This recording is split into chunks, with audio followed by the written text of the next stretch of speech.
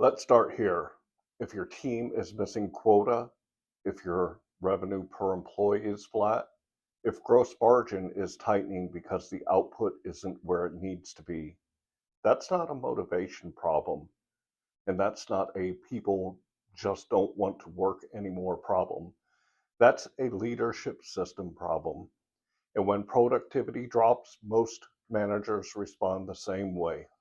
They get closer, they check more, they sit in on more meetings, they review more emails, they walk the floor more often. They call it staying involved. But what they're really doing is compensating for a lack of clarity somewhere in the system. And the hard truth, micromanagement is usually a leadership response to not understanding how to increase productivity the right way. Let's talk about what this actually looks like in the real world. Revenue targets get missed, your team is missing quotas, you're pushing for higher output. But here's the problem, you didn't tighten the structure that supports those numbers.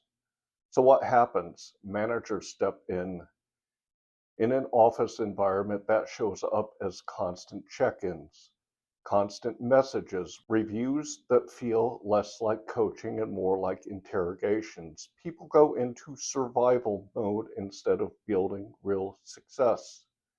In a labor or production environment, this looks different, but it's the same behavior.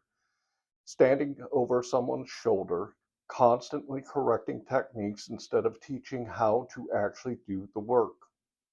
And here's what happens next, predictably, but still painful. High performers carry the team to compensate. Average performers hit the bare minimum KPIs to look like they're trying without achieving meaningful outcomes. And despite all this effort, the numbers look okay on paper. Call volume, emails sent, parts produced, they're checked off, but the outcomes that you really care about, new customers, revenue, profit, those aren't moving. Parts make it through, but they're not to spec. Waste is too high. Everyone is working harder. The system just isn't helping. It's only demanding more. That tension, high expectations on top, weak structure underneath, that's where micromanagement lives. I've seen this play out in offices, on production lines, and even in warehouses. I managed a warehouse at one point in my career where my team was responsible for picking orders for our customers. I had some team members who just weren't hitting their parts per hour numbers. Now, I could have leaned in on intimidation, demanding that they pick more faster, stricter supervision, but that never really works. Instead, I went to my managers and had them teach the team the system, specifically how to read their pick lists in a way that stopped them from running the same aisles multiple times. Once they understood the basics, it clicked. Then in my one-on-one meetings each month, I coached them to outperform their previous month. And the results? Not only did productivity go up, but confidence and ownership went up too. They weren't just performing, they were performing smarter. This is the point. You can demand more all day long, but if people don't actually know how to do it efficiently, nothing changes. You tighten the structure, teach the system, and then coach. That's how results actually improve.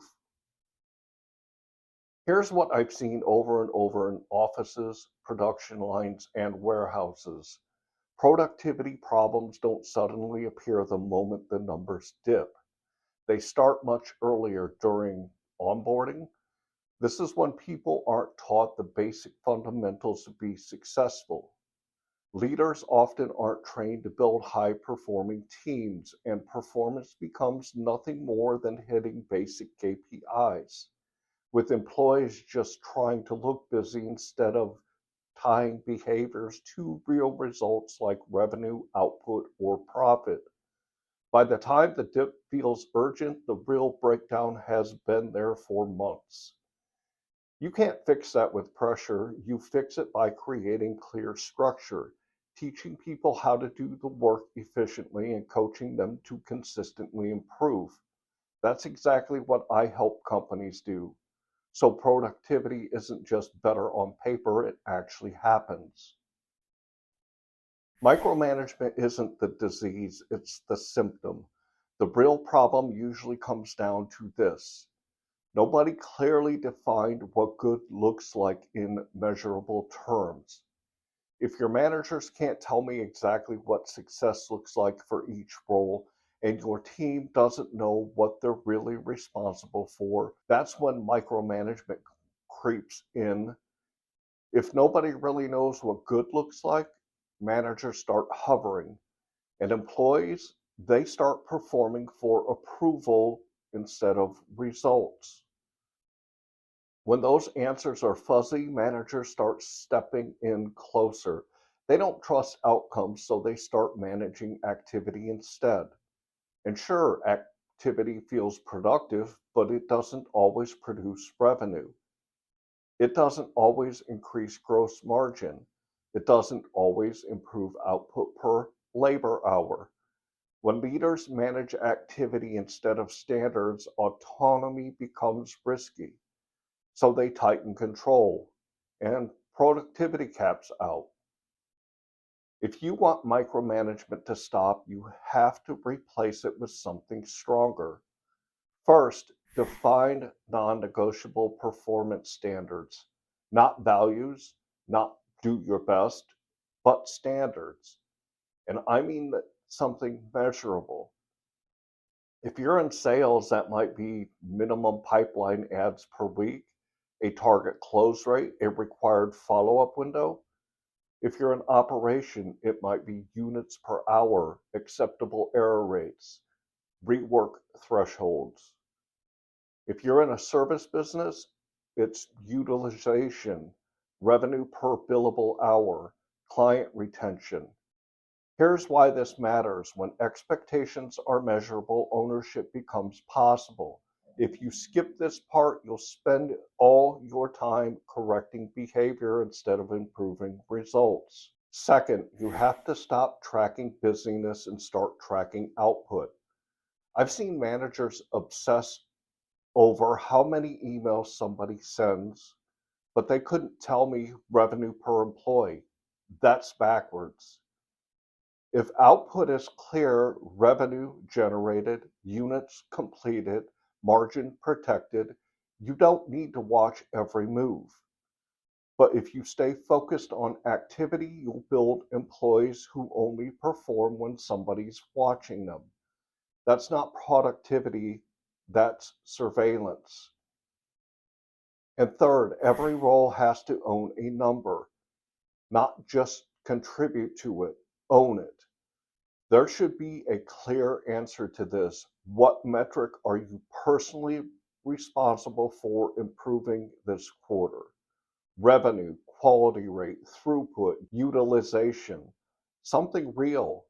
Because when somebody owns a metric, they think differently. When they don't, they wait. And when they wait, managers hover.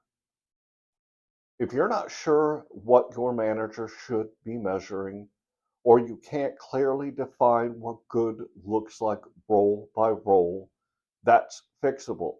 Shoot me an email. Tell me the role and the metric that's frustrating you. I'll help you think through the structure.